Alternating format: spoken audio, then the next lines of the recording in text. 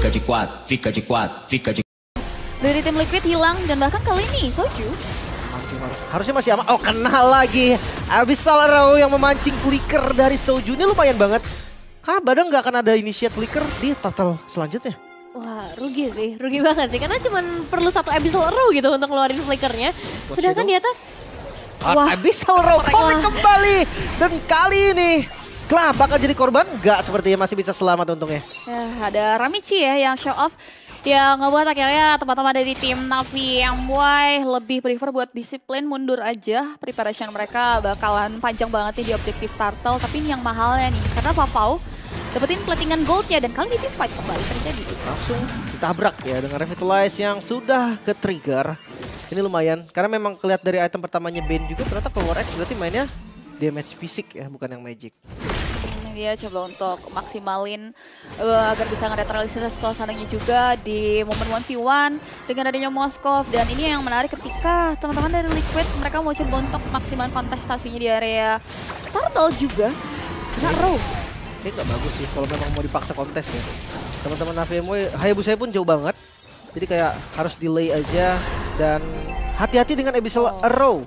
Dari tadi kita ngelihat Abyssal Arrow ini jadi ancaman yang cukup serius kan. Dan lagi maju ke bagian depan namun Retribution Osha yang berhasil dapetin turtle-nya, bahkan Klah menjadi korban.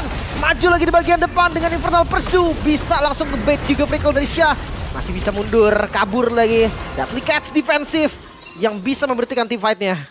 Itu keunggulan yang masif sih dari Navi MY, dimana tanpa hadirnya seorang jungler, Rina yang memutuskan untuk 1v1 di area bawah ternyata membuahkan hasil dan another keuntungan bagi Navi MY di sini karena targetnya juga diambil nih. Apa yang terjadi dari tim Liquid, Pin? Ya, ini udah mulai ke bawah lagi ya temponya. Tim Liquid yang gagal mendapatkan objektif dan mereka udah kehilangan 1-2 auto turret di bagian bottom lane.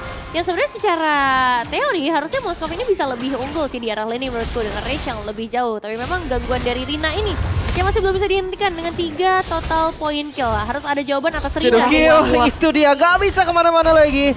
Sementara di sisi mid lane Hani menjadi korban juga. Bakal Pramawat yang dikeluarkan memukul mundur Zaizi. Gak bisa kemana-mana, Daiki bakal jadi target selanjutnya. Infernal Pursuit.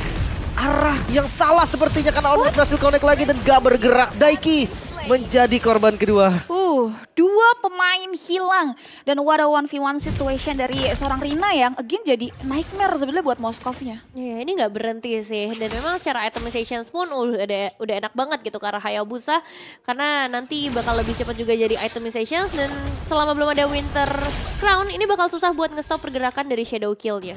Ini ada gap ya dari kedua belah god lane dan kurasa kalau Hayabusa yang shifting buat mainin far lane-nya juga nggak akan ada lane yang aman nih buat sosok god lane-nya dari tim Liquid. Kecuali dia naked. Win of Nature langsung.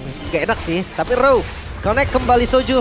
Jadi target yang pertama. Gak di-commit, hanya dipok aja nih menangin darah. Mau coba ngasih teori ancaman, trigger resource aja so far. Dan ya War X jadi item selanjutnya nih buat sosok Rina yang dari tadi benar-benar galak banget. Dan kurasa ini akan jadi turtle pit yang free mungkin di tangan teman-teman dari Navi MY. Walaupun memang Ramichi udah mulai mantau dari kejauhan. Kita tetap mau di kontes ya. Karena Ramichi masuk dengan Electrifying Beats yang sudah menyala. Quad Shadow menempel. Fokus ke arah turtle terlebih dahulu dan Retribution. Rina masih unggul kali ini turtle untuk Navi MY. Bahkan Shadow Kill bersama dengan Shuriken yang terlalu sakit. Ramichi menjadi korban, begitu juga dengan Soju. Mau tidak mau Daiki membeli waktu tapi tetap tumbang. Bahkan di sisi lain ditabrak habis-habisan Zaizi menjadi korban triple kill. Diamankan. Gak cuman triple kill, bahkan kali ini Navi MY mereka ke-convert lagi keuntungan di area sisi outer mid lane dan rasa tadi ada inisiasi yang mau coba untuk dibawa oleh Moskov. Tapi dia lebih milih untuk mundur di sana. Ini benar-benar menyisakan satu pemain saja ya. Jadi satu kerugian yang besar banget secara output team fight. Karena memang ya balik lagi Navi MY. Mereka punya area of impact yang besar banget dan tim Liquid tadi sedikit ragu untuk benar-benar ingin melakukan kontes di area turtle-nya. Dan sekarang waktunya untuk mereka bermain secara lebih defensif lagi. Daiki harus punya targeting yang tepat dan gimana pun caranya mereka harus mulai menjawab apa yang bisa menghentikan Hayabusa, entah ya Wind of Nature atau mungkin Winter Crown. Ya, Vavau sama Hayabusanya ini benar-benar jadi nightmare sih. Karena kalau kita lihat ketika ada Vavau ya yang ready to fight ini 5v4 situation yang ternyata memakan 3 korban jiwa. Yang kurasa ini masif karena setelah 3 pemain hilang, 2 turret for sure diambil oleh tim Navi. Oh connect, itu dia kuat Shadow kill namun masih bisa lompat ke belakang. Masih bisa kabur dijepit. Syah sudah menunggu dengan onward yang gak berhasil connect. Tapi Pramlewat yang di-commit dengan damage yang terlalu sakit. Tunggu jumlah. Bahkan Soju masih ada deadly catch di bagian belakang. Vavo siap untuk menyantap. Walaupun belum berhasil connect. Dan ini gak ada pilihan lain dari Soju sih. Selain standby dan menunggu ditabrak. Wah terkepung dong. Mereka bakal coba untuk mulai maju. Onward Abyssal Row yang connect. Selesai sudah Soju.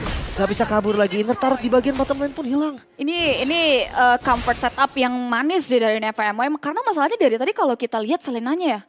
Dia selalu nggak, ini percentage connect-nya tuh bener-bener banyak banget. Abyssal Row-nya nggak berhenti ya. Yang sebenarnya memang ada pertukaran dari Ramichi tadi ke arah satu outer threat di area top lane. Tapi bisa dibilang itu tetap menjadi sebuah kerugian di mana Navi MY setelah ngedapetin 1 poin eliminasi di bagian bottom lane, mereka masih bisa langsung melakukan setup ke arah Lord. Dan di setup Lord kali ini, tim Liquid ini mungkin udah bisa dibilang nggak bisa makan kontes lagi. Sekarang waktunya untuk mulai fokus ke arah split push dan defensif karena beda goldnya juga udah di angka 6.000. Jika tadi dengan adanya Joy Moskov Flat, mereka sebenarnya bisa shifting ya buat mainin landing jauh. Tapi karena dia tahu resikonya terlalu besar, gap gold, gap item, ini yang membuat mereka kayak prefer buat defense. Dan ya dari segi item sebenarnya ini lumayan belum ada item defensif buat Rina loh sebetulnya. Ya pasti. Kayak full damage juga nggak apa-apa sih kalau misalkan dari Rina ya. Dari Hayabusa it's okay untuk full damage. Iya, dia aman sih. Glorious Pathway membuka kali ini jalan dari arah mid lane. Lord udah mulai nabrak. Kalau defense yang udah nggak ada membuat best turret di arah mid lane bisa dihilangkan. Namun team fight masih belum terjadi. Menunggu space dan masuk kali dengan Electrifying Beats. Joy di bagian depan dengan damage yang terlalu sakit. Bahkan Soju tidak berdapat shadow kill. Di-commit langsung mengincar ke arah celah di belakang masih bisa kabur. Namun best terbuka. Bakal langsung dian seperti itu Navi MY. 1 game pertama yang berhasil mereka menangkan. Wow, another 10 minutes game. Bisa diambil oleh teman-teman dari Navi Malaysia. Mereka mendapatkan karya 1 agregat point dengan kemenangan yang cukup terbilang one-sided nggak sih ini Navi? Iya, aku setuju banget. Ini one-sided dari Navi MY. Mereka berhasil mengeksekusi draftingnya. Mereka berhasil mengeksekusi winning conditions yang mereka bawakan. Dan belum ada jawaban dari tim Liquid Philippines. Lagi-lagi Hayabusa yang tidak bisa dihentikan.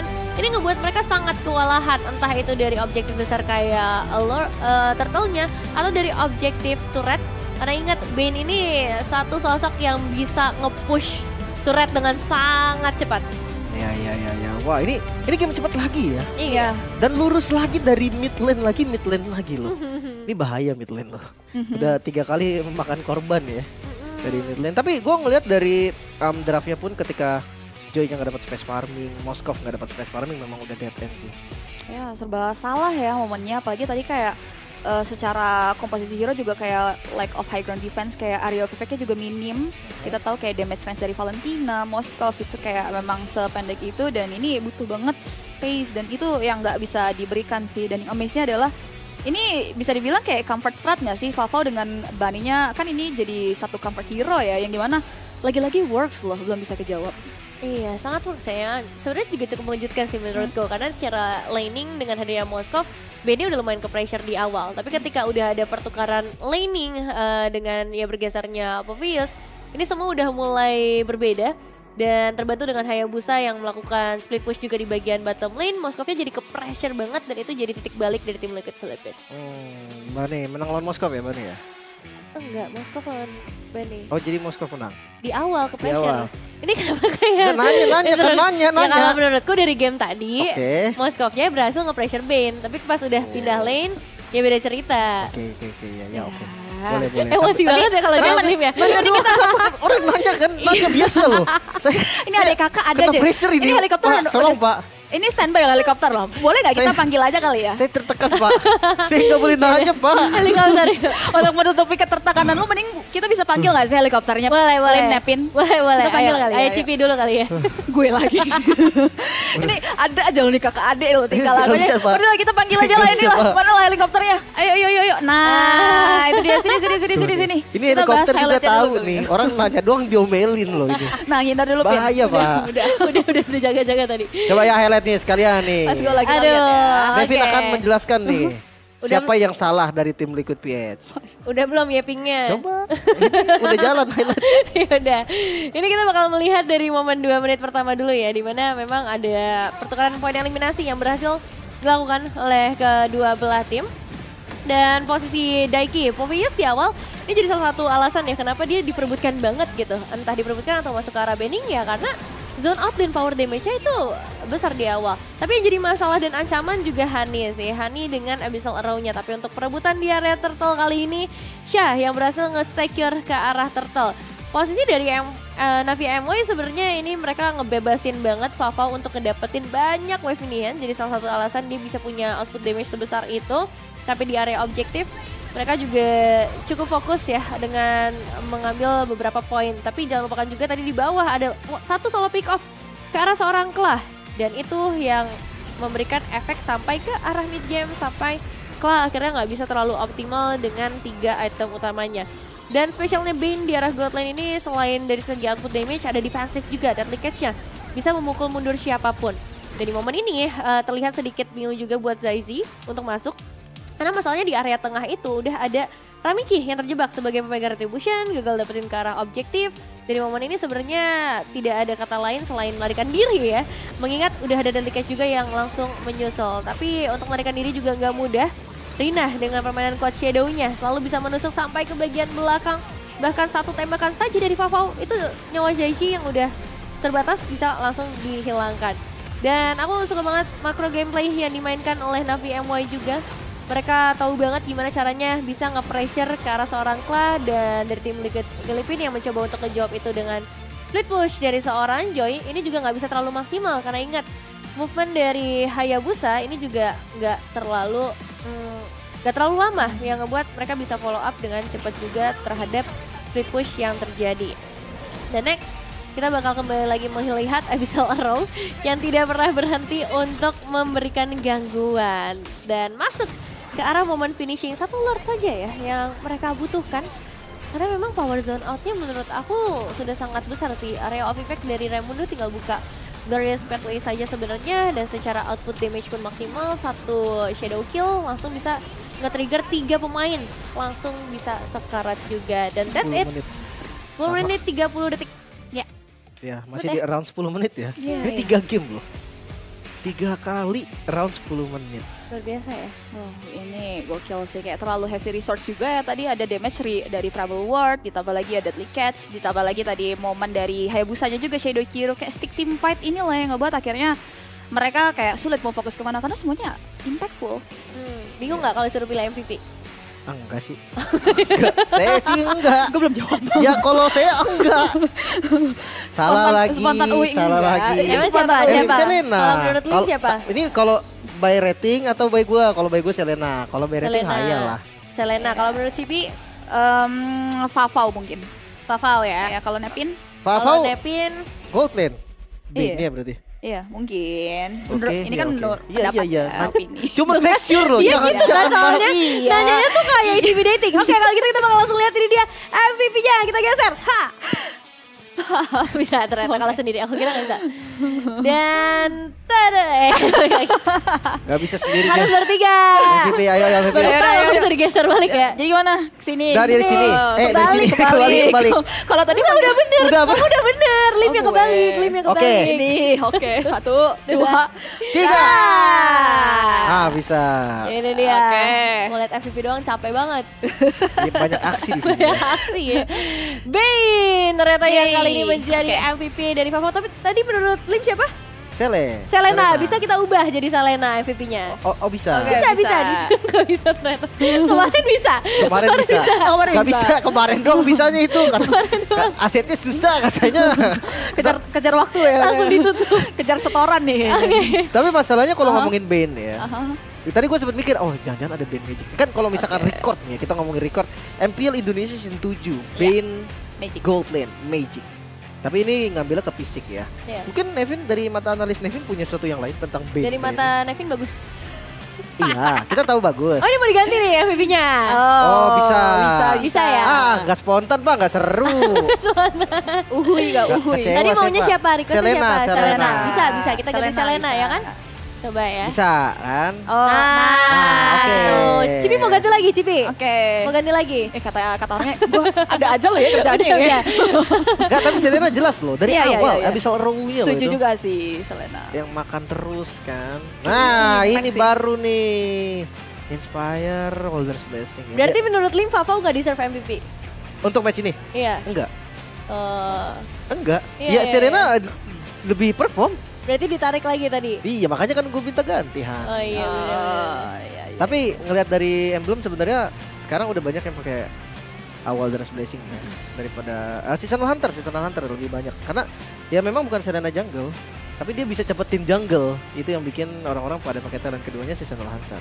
Ya, tapi di sini mainin karya movementnya dulu, bantu River dan ya tadi works banget katanya. Dari tadi kita lihat juga kan di highlight momennya ya, yang gak ada satu momen pun kayak raw dari Hani ini miss, dan ini yang jadi satu titik sumbunya lah ya, bisa dibilang Navi MY kayak megang kendali. Mapnya juga jadi terang, ditambah dia bawa glowing ya. Ini kayak jadi job, dan dengan adanya cooldown reduction dari Athena yang ngebuat kayak dia bisa mainin ke area dari sisi cooldownnya juga. Secara perebutan orange atau purple buff juga ini ada beberapa yang akhirnya bisa di-secure sama Navi MY karena rotasi mereka juga sudah sangat cepat. Dan Rose Gold ya dari seorang Vavau ini juga ngebantu banget, meskipun secara emblem ataupun cara item session yang diambil nggak banyak defense, tapi dengan hadirnya Rose Gold ini lumayan ngebantu Vavau bisa lebih bertahan di area front line-nya. Dan untuk Clark, Corrosion ke arah Golden Staff belum mencapai ke arah Trinity yang ngebuat mungkin secara attack speed-nya ini masih lumayan minim, dan secara damage yang bisa deliver juga belum terlalu powerful, sehingga untuk defensif dari tim Liquid sayangnya juga masih belum bisa menahan game dengan waktu yang lebih lama. Diselesaikan di 10 menit 31 detik saja. Dan kita bakal melihat juga dari arah post gamenya, Rich Girl, Ghost Lady, dua-duanya diambil oleh Rina. Dan untuk The Victim sekaligus support system, dua-duanya diambil juga oleh Raimundo. Yo, full Navi MY ya. Bahkan tadi kita udah lihat dengan adanya Joy, Moskov, dari Michi dan juga Klaus. Sebenarnya ini dua hero yang bisa shifting buat mainin Farlin. Tapi entah di game kali ini dia nggak dapetin kesempatan hal tersebut, yang ngebuat kayak timpang banget dari damage turretnya. Nggak ada pertukaran yang jelas yang akhirnya bisa didapetin sama teman-teman dari tim Liquid. So it is what it is. Tugas mereka adalah bounce back nih di game yang kedua berarti. Harus bounce back sih dengan berbagai cara yang tersedia pastinya ya, mulai dari drafting, dari eksekusi juga.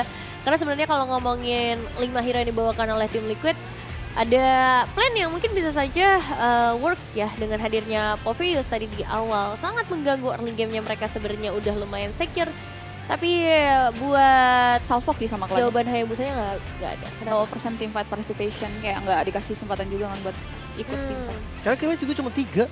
Jadi kayak dari 3 kill ya dia bukan di laning gold ya. Iya. Gak hadir. Bener-bener dijauhin terus ya, kayak nightmare-nya nih Rina banget di game tadi. Dan juga ketika udah stick ya itu tadi ya, terlalu heavy resource ya, semuanya bisa ngasih deal damage yang ngebuat akhirnya mereka harus fall off di game yang pertama. So ya, we'll see untuk next game ya berarti. Tenang, masih ada game kedua, game ketiga juga masih bisa jadi. Nah, game kedua gimana nih, Nevin? Biar